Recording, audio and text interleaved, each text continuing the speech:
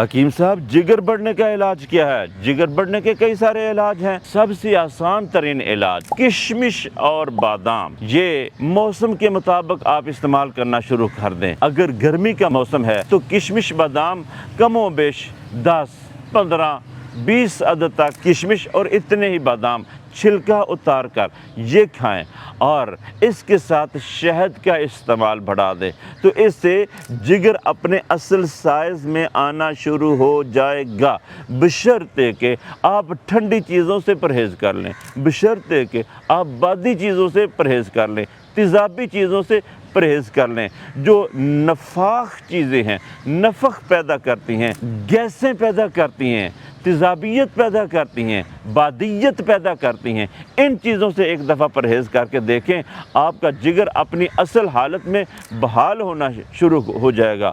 اور اس کے لیے ایک اور بڑا بہترین مجرب المجرب نسخہ وہ کہ ہے بکرے کی کلیجی کی یخنی، یہ پینا شروع کر دیں۔ یہ یخنی اتنی پائیدار ثابت ہوگی کہ مہینوں میں نہیں، دنوں کے اندر جگر اپنے اصل سائز میں آنا شروع ہو جائے گا۔